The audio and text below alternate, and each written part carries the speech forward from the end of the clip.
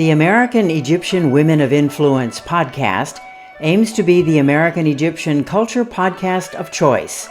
We believe that our knowledge and our participants' stories will greatly enhance understanding of both cultures. I'm Karen Leggett Aburaya.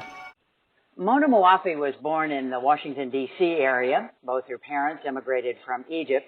She worked for AmeriCorps and received their National Leadership Award in 2014.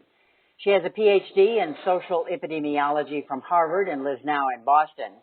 She is co-founder and president of Rise Egypt, Realizing Innovation Through Social Entrepreneurship, which Mona calls a think and do tank. And that's where I'd like to start our conversation. Welcome, Mona. Hi, Karen. How are you? Very good. So tell me, what are some of the innovations that you have already championed through Rise?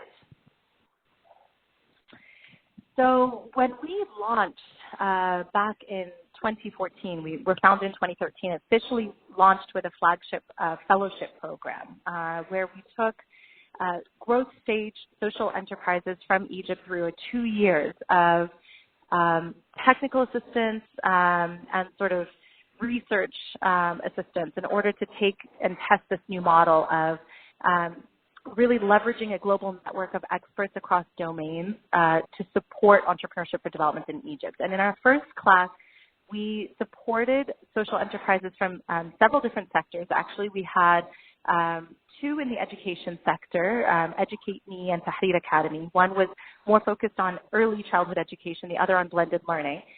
We had Hilm, which was working on disabilities inclusion in Egyptian society. So it was really about professional training and the transition from education to career for persons with disabilities, but also then focused on training for corporations and businesses on how to be inclusive. And they started then working also with the government on inclusion of physical spaces and also policies.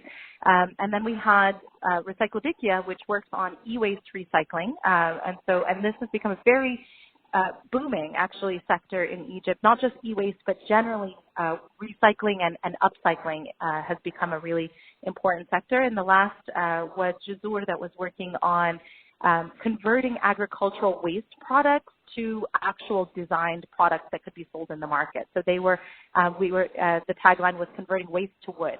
So they were taking, in Arabic they call grid al-nakhl or ash-roz.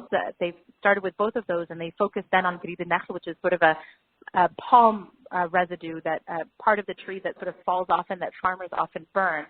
And they created a machine and a process that actually converted that agricultural waste into wood products that could be sold on the market. Now, when they start with you, when the individuals start with you, do they come with an idea, or have they already gotten started and then you're helping them expand their idea? So in terms of the Rise Fellowship Program in particular, we work on sort of early growth stage. So you have to have had a proven product or service in the market already.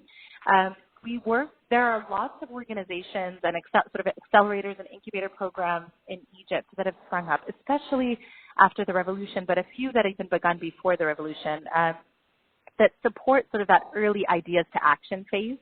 And so we really wanted to come in where we saw that sort of the sweet spot or sort of that was needed was at this inflection point where there was a proven product or service, there was an idea, there were at least two full-timers, which was sort of part of our criteria, and they were ready to grow, and they just needed that extra push, they needed that extra insight, they needed technical assistance and sometimes knowledge and best practice that wasn't already available in front of them or in the country even. So our edge was really that we are leveraging a global network of experts, and so we say global meaning inside and outside of Egypt. Let me go from that point, because we only have a few seconds left, but that global network, sure. What could people outside Egypt do, especially, say, Egyptians in the U.S., to help Rise?